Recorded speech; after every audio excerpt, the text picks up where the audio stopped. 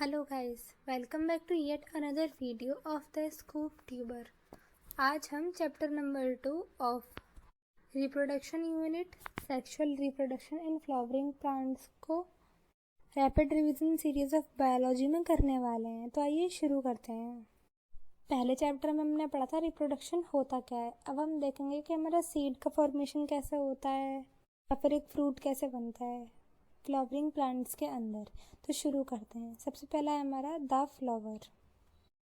तो कुछ 4 पार्ट्स हैं हमारे फ्लावर्स के। पहला है हमारा गाइनोशियम। गाइनोशियम फीमेल पार्ट है जिसे हम पिस्टल भी बोलते हैं। ये कंसिस्ट करता है SOS का। S मतलब स्टाइल, O मतलब ओवेरी और S मतलब स्टिग्मा। दूसरा पार्ट है हमारा एंड्रोशियम। एंड्रोशियम मेल पार्ट है। ये कंसिस्ट करता है FAST फास्ट का। F मतलब फिलामेंट, A मतलब एंथर और ST मतलब स्टेमन। जो एक फ्लावर का प्रॉक्सिमल पार्ट होता है ना, वो डायरेक्टली अटैच होता है किससे? थैलेमस से। ये एक मेन पॉइंट है, ये मोस्टली क्वेश्चंस में पहले पूछा गया है पेपर में। अगला है थर्ड हमारा पेटल्स। पेटल्स को हम जो फूल की पंखुड़ियाँ बोलती हैं ना, उसको हम पेटल्स बोलते हैं और इसके कलेक्टिवली ग्रुप को हम बोलते हैं कलेरा। अगला है सेपल्स। सेपल्स वो होती हैं जहाँ से फ्लावर जुड़ा हुआ रहता है, वहाँ पे कुछ हरी हरी सी भी पत्तियाँ होती हैं ना बेसल पे, उनको बोलते हैं हम सेपल्स और इसके कलेक्टिव ग्रुप को बोलते हैं हम कैलेक्स। अब हम पढ़ते हैं ओव्यूल से जो है क्या बनता है। ओव्यूल से हमारा सीड में जर्मिनेट होता है। अब सीड या तो फर्टिलाइजेशन करके सीड फॉर्मेशन कर सकता है या फिर वो बिना फर्टिलाइजेशन के भी सीड फॉर्मेशन कर सकता है। कैसे? एपोमिक्सिस से। इसे कैसे याद रखना है? एपोमिक्सिस में एंड में S आ रहा है तो सीड का फॉर्मेशन होगा बिना फर्टिलाइजेशन के। ठीक है, एपोमिक्सिस मतलब कि सीड का फॉर्मेशन होगा बिना फर्टिलाइजेशन के। अगला है हमारा ओवेरी। ओवेरी में फ्रूट में डेवलप होगी। अब इसमें भी है विदाउट फर्टिलाइजेशन या फिर फर्टिलाइजेशन। अब हमने पढ़ तो लिया एपोमिक्सिस जिसमें S एंड में आ रहा है वो सीड फॉर्मेशन होगा और जो बचा हुआ है वो हमारा फ्रूट फॉर्मेशन होगा। मतलब कि जो फ्रूट फॉर्मेशन बिना फर्टिलाइजेशन होके होगा उसको बोलेंगे हम पार्थिनोगेमी, और जो फर्टिलाइजेशन से होगा वो तो है ही नॉर्मल। ठीक है, उसके बाद हमारे 2 तरीके के फ्रूट होते हैं। एक होता है हमारा फॉल्स फ्रूट, एक होता है हमारा ट्रू फ्रूट। जो ट्रू फ्रूट होता है वो ओवेरी से बनता है और जो फॉल्स फ्रूट होता है वो ओवेरी के अलावा जो अदर पार्ट्स होते हैं उनसे बनता है। अगला है हमारा pre fertilization structures and events.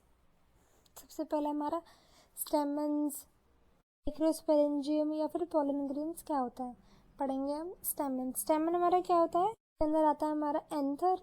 Anther bilobed होता है और इसकी ईच लीफ जो लोब होता है उसमें 2 थीका होते हैं, इसे हम इसे डाइथीका बोलते हैं, डाइथीकस बोलते हैं। ठीक है, और एक एंथर में मतलब कि 2 लोब है ना और एक लोब में 2 हैं थीका, तो टोटल कितने थीका होंगे? इसमें 4 थीका होंगे। ठीक है, अब हम पढ़ेंगे लेयर्स कौन सी होती हैं एंथर की। पहली लेयर होती है इसमें जो आउटर कवरिंग होती है वो है एपिडर्मिस, ये किस फ्लैट सेल से बनी हुई होती है। दूसरा है हमारा एंडोथीशियम। एंडोथीशियम क्या होती है? रेडियली अरेंज्ड सेल्स होते हैं इसके अंदर।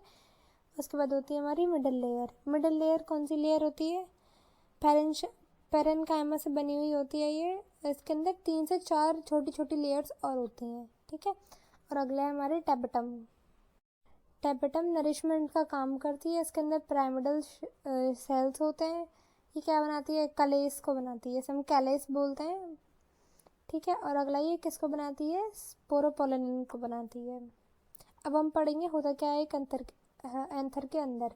सबसे पहले स्पोरोजीनियस टिश्यूज, इसे हम MMC भी बोलते हैं। क्या मतलब कि माइक्रोस्पोर मदर सेल। ये किससे फॉर्मेशन होते हैं? माइक्रोस्पोरेंजियस के द्वारा। हम पढ़ेंगे माइक्रोस्पोरेंजियम किससे बनता है, मतलब कैसे बनता है। सबसे पहले 2N का हमारा डिप्लॉइड सेल है ना, मतलब कि MMC है। क्या? Microspore mother cell. ठीक है, इसके अंदर मियोसिस 1 होगा, 2 सेल बन जाएंगे। ठीक है, उसके बाद मियोसिस 2 होगा, हमारे 4 बन जाएंगे, इसे हम टेट्राड बोलेंगे। ठीक है, अब यहाँ पर काम आएगा क्या? जो हमारे टेपेटम में बनाया था, इसे कैसे याद रखना है? जो टेपेटा ने हमारा कैलेस बनाया था ना, उसे हम ऐसे याद रखेंगे कि कलेस होता है, और ये जो चारों हैं जो टेट्राड बना था ना एमएमसी से, वो सारे अलग अलग हो जाएंगे। फिर इसके बाद जो एक सेल है उसमें ऊपर की साइड हमारा वेजिटेटिव सेल बन जाएगा, जिसके अंदर मोर साइटोप्लाज्म होगा और इरेगुलर न्यूक्लियस होगा। और जो हमारा एक बनेगा जनरेटिव सेल, जिसके अंदर स्पिंडल न्यूक्लियस होगा और कम साइटोप्लाज्म होगा। ठीक है, ये क्या बन गया हमारा? पोलन ग्रेन बन गया है। अब हम पोलन ग्रेन के स्ट्रक्चर को पढ़ेंगे। पोलन ग्रेन हमारा मेल गैमेटोफाइट होता है। इसकी जो बिल्कुल आउटर कवरिंग होती है ना, मतलब कि एक्साइन बोलते हैं उसे, वो डिसकंटिन्यूअस होती है, मतलब कि कहीं पर है और कहीं पर नहीं है। वो बनी हुई होती है किससे? टेपेटम रिलीज करता है ना स्पोरोपोलिन, वो उसी से बनी हुई होती है। स्पोरोपोलिन बहुत ज़्यादा हार्ड मटेरियल है, मतलब कि हाई टेम्परेचर हो कुछ भी हो, वो जो है वो टूटती ही नहीं है। अब मैंने बोला जो इसकी आउटर कवरिंग होती है वो डिसकंटिन्यूअस होती है, तो मतलब कि उसमें बीच बीच में छेद छेद से भी होंगे जहाँ से वो टूटी टूटी होगी, तो उसे हम बोलते हैं जर्म पोर। ठीक है, अब एक्साइन के अंदर की जो लेयर होती है सब बोलते हैं हम एंटाइन, और एंटाइन किससे मिलके बनी हुई होती है? सेलुलोज और पैक्टिन से। जो हमारा स्पोरोपोलिन है वो काफ़ी ज़्यादा ही हार्ड है, इसलिए वो यूज़ होता है किस में? सप्लीमेंट के तौर पे यूज़ होता है टैबलेट्स, कैप्सूल या फिर सिरप्स में। और ये बहुत ज़्यादा रिच इन न्यूट्रिएंट्स होता है, मतलब जो हमारे पोलन ग्रेन्स होते हैं ना वो बहुत ज़्यादा रिच होते हैं न्यूट्रिएंट्स में। हॉर्स रेस में या फिर एथलीट्स के लिए इनकी टैबलेट्स बनती हैं, पोलन टैबलेट्स बोलते हैं हम इनको। अब हमने पढ़ लिया एंथर क्या होता है, पोलन ग्रेन क्या होता है, या फिर एमएमसी क्या होता है। अब हम पढ़ेंगे डेहिसेंस ऑफ एंथर। जो डेहिसेंस होता है ना एंथर का, वो 6:40 में बढ़ता है, मतलब कि जो 60% पोलन ग्रेन्स होते हैं ना वो 2 सेल स्टेज में होते हैं, मतलब कि उनके अंदर एक तो जनरेटिव होता है और एक वेजिटेटिव सेल होता है। लेकिन जो 40% होते हैं ना उनके अंदर 2 जनरेटिव होते हैं और एक वेजिटेटिव होता है। ठीक है, अगला है हमारा पिस्टल मेगास्पोरेंजियम, जिसे हम ओव्यूल बोलते हैं, और या फिर एम्ब्रियो सैक। पहले पढ़ेंगे हम पिस्टल। पिस्टल एक तो मोनोकार्पी होता है या फिर कार्पस होता है। जो मोनोकार्पलरी होता है उसके अंदर सिंगल पिस्टल होती है, और या फिर इसे हम कार्पल बोलते हैं। ठीक है, लेकिन जो मल्टी कार्पस होता है उसके अंदर एक से ज़्यादा पिस्टल्स होती हैं। अब मल्टी कार्पलरी जो होता है इसके 2 टाइप्स होते हैं, एक होता है हमारा सिनकार्पस और दूसरा होता है हमारा एपोकार्पस। सिनकार्पस क्या होता है? जो उसके अंदर मल्टी कैपलरीज तो होती हैं पर वो फ्यूज्ड फॉर्म में होती है, मतलब कि जुड़ी हुई होती हैं। लेकिन जो हमारा एपोकार्पस होता है उसके अंदर फ्री होती है, मतलब कि बहुत सारे पेटल्स दिखेंगे हमें उसके अंदर। मल्टी तो होती हैं और वो फ्री भी होती हैं, जुड़ी हुई नहीं होती हैं। हमारे सिनकार्पस के एग्जाम्पल्स हम कैसे याद करेंगे? MPS, M मतलब कि मल्टी, P मतलब कि पपाया इसका एक एग्जाम्पल है, और S मतलब कि सिनकार्पस। इससे हमें पता चल जाएगा वो फ्यूज्ड कैसी होती हैं, मल्टी होती हैं या फिर क्या होता है, सब एक ही एग्जाम्पल पता चल जाएगा। और एपोकार्पस को हम कैसे याद करेंगे? MAM, M मतलब मल्टी, A मतलब एपोकार्पस और M मतलब माइशीलिया। ये इसका एक एग्जाम्पल है। आगे पढ़ते हैं हम ओव्यूल। ओव्यूल के काफ़ी सारे पार्ट्स हैं। पहला है हमारा हाइलम, ये कनेक्ट करता है फ्यूनिकल से ओव्यूल को। दूसरा है हमारा फ्यूनिसिल, फ्यूनिसिल जो था वो स्टॉक होता है, मतलब कि कनेक्ट करता है ओव्यूल को प्लीसेंटा से। अगला है हमारा माइक्रोपाइल। जो माइक्रोपाइल होता है वो क्या करता है? वो पोलन, जहाँ से पोलन आता है ना वो वाली एक ट्यूब बोलती है, उसे बोलते हैं हम माइक्रोपाइल। और ये क्या होता है इसके अंदर?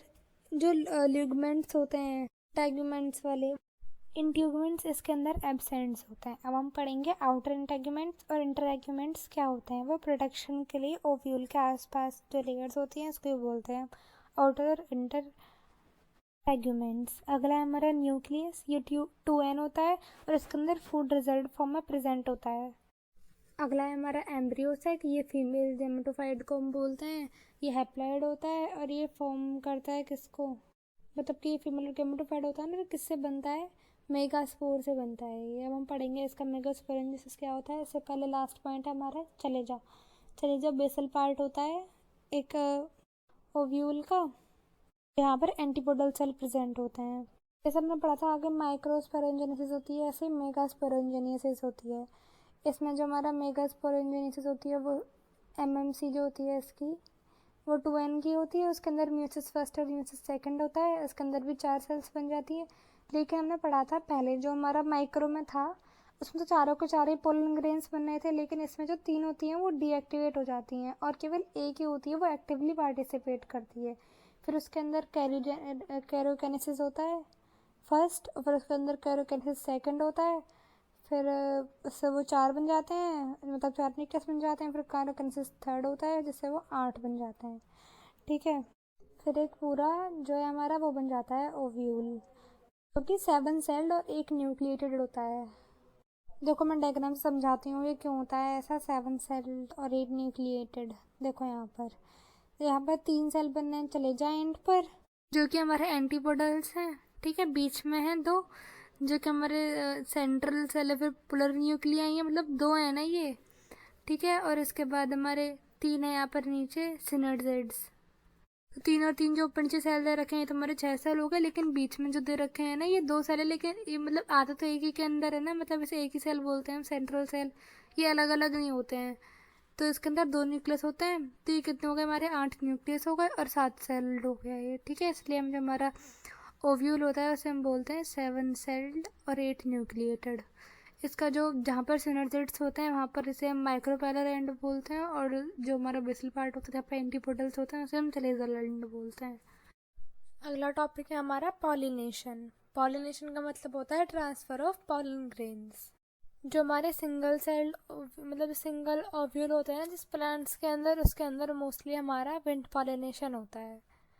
पहला है हमारा इसमें ऑटोगेमी। ऑटोगेमी का मतलब है जो हमारा ट्रांसफर ऑफ पॉलन ग्रेन्स होता है ना एंथर से स्टिग्मा पे, अगर वो एक ही फ्लावर के अंदर हो, मतलब कि कभी कभी ना जैसे कि एक ही फ्लावर के अंदर होते हैं हमारे क्या, हमारा एंथर और स्टिग्मा दोनों, तो उसके अंदर ही अंदर जाती है पॉलिनेशन, तो उसको बोलते हैं हम ऑटोगेमी। इसके एग्जाम्पल्स हैं, पहला है हमारा COV।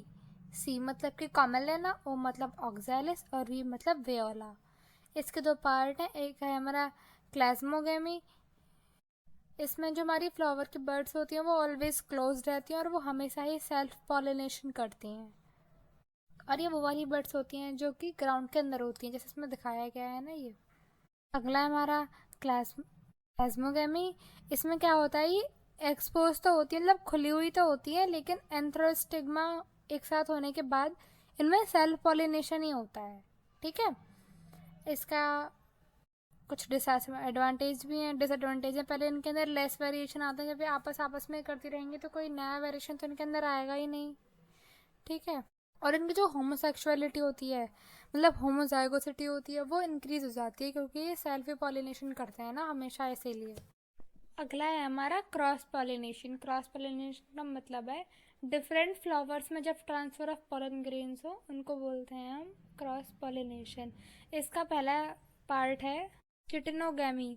इसमें क्या होता है, हमारा सेम प्लांट होता है लेकिन जैसे मोनोशियस प्लांट्स होते हैं ना, जब उनके अंदर होता है ये, तो उसको बोलते हैं हम जेजेंटोगैमी, मतलब कि another flower of the same plant. ठीक है, अगला है हमारा जीनोगैमी।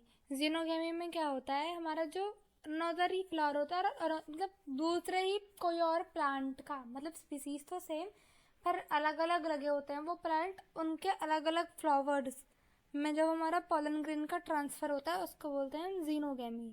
ठीक है, अब पढ़ेंगे हम हमारे एजेंट्स ऑफ पॉलिनेशन। पहला है हमारा एबायोटिक। एबायोटिक का मतलब क्या है, जो जिंदा नहीं है, जैसे कि पानी और हमारा विंड। ठीक है, हमारे विंड से कौन से होते हैं, जो कि लाइट वेट हो, नॉन स्टिकी हो और वेल एक्सपोज्ड स्टेमन से मतलब निकलते हों। ठीक है, ये लार्ज होते हैं, फेदरी होते हैं, इनके जो स्टिग्मा होते हैं। ठीक है, और ना ये तो मैंने बता ही दिया है, सिंगल ओव्यूल वाले जो होते हैं वो करते हैं मोस्टली विंड पॉलिनेशन से। ठीक है, इनके अंदर एक फ्लोरेसेंस जैसा कुछ नहीं है। ठीक है, इसका एग्जाम्पल है हमारे कॉर्न, सनफ्लावर और ग्रास। अगला है हमारा वाटर से। वाटर से जो होता है ना मोस्टली एल्गाई के अंदर, ब्रायोफाइट्स, टेरिडोफाइट, इनके अंदर वाटर जो है वो मेन रोल करता है रिप्रोडक्शन में, मतलब कि पोलन ट्रांसफर में। तो ये जो जितने भी है हमारे सारे ये करते हैं वाटर से। इनके जो पोलन ग्रेन होते हैं ना वो लॉन्ग होते हैं, रिबन लाइक स्ट्रक्चर जैसा इनका की जो कोटिंग होती है ना वो म्यूकस से हुई होती है, जैसे कि पानी के अंदर जो है ये बेकार ना हो जाए इसीलिए। इसका एग्जाम्पल है हाइड्रेला, वेलिस्नेरिया और हमारा जोस्टेरा। ये ग्रास होती है, वाटर ग्रास, जोस्टेरा। ठीक है। उसके बाद बायोटिक जो जिंदा है, इनमें आता है इंसेक्ट्स। इसमें इसे बोलते हैं हम टू रिवार्ड, मतलब कि जो प्लांट्स हैं उससे जो ये इंसेक्ट्स हैं वो क्या लेके जाते हैं, नेक्टर लेके जाते हैं और बदले में इनको पोलन ग्रेन ट्रांसफ़र करते हैं। इनके जो पोलन ग्रेन्स होते हैं वो कैसे, उनके जो फ्लावर होते हैं वो कैसे होते हैं, लार्ज होते हैं, कलरफुल होते हैं, फ्रेगनेंट वाले होते हैं। ठीक है। और उनका नेक्टर बहुत ज़्यादा होता है।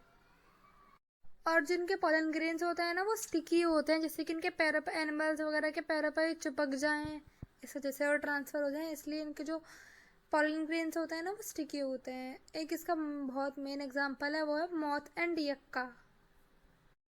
अगला टॉपिक है हमारा आउटब्रीडिंग। आउटब्रीडिंग का मतलब है जब हम कुछ अपने आप से करते हैं जिससे कि जो हमारे सेल्फ पॉलिनेशन है वो प्रिवेंट हो जाए, वो ख़त्म हो जाए।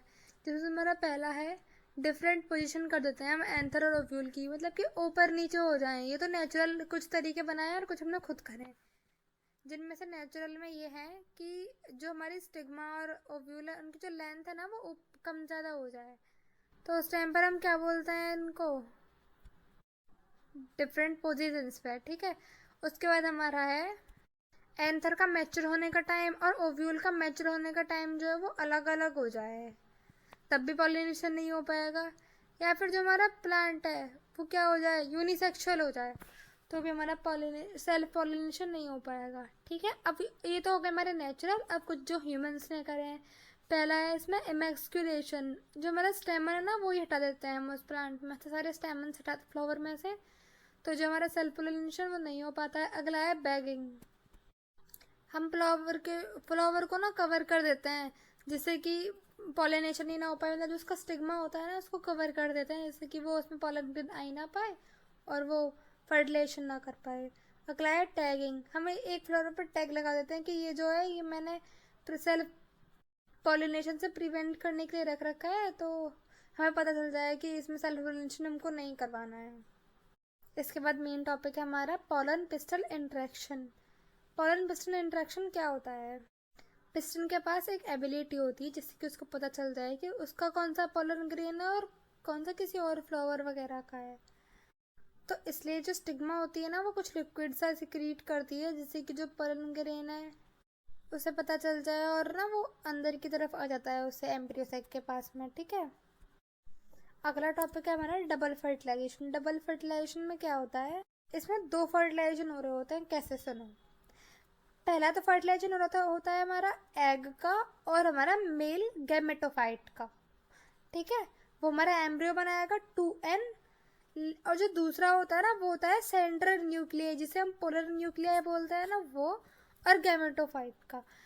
तो इसमें क्या होता है, सेंट्रल न्यूक्लियस तो हमारा 2n है ही ऑलरेडी, और गैमेटो जो मेल गैमेटोफाइट है वो 1n है। तो इसमें क्या बनता है, एंडोस्पर्म बनता है दो की, जो कि 3n होता है। मतलब कि क्या हो रहा है, इसमें ट्रिपल फ्यूजन हो रहा है। और ये किस लिए काम आता है, न्यूट्रिशन ऑफ एम्ब्रियो के लिए। अगला टॉपिक है हमारा एम्ब्रियो। एम्ब्रियो जो है ना डायकॉट का और मोनोकॉट का अलग अलग होता है।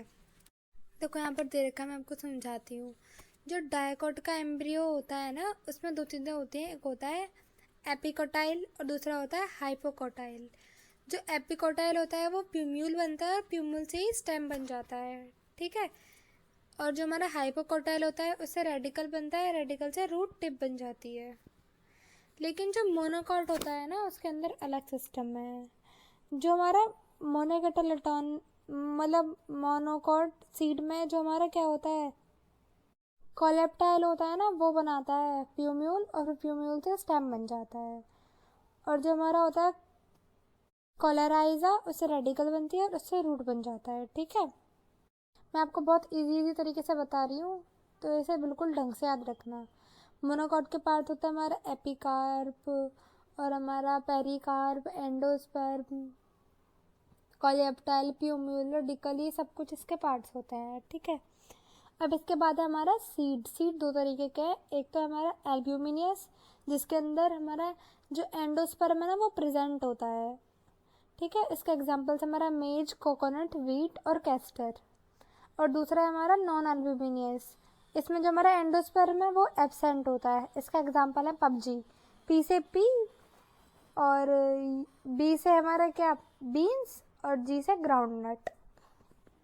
इस चैप्टर का लास्ट टॉपिक है हमारा एपोमिक्सिस।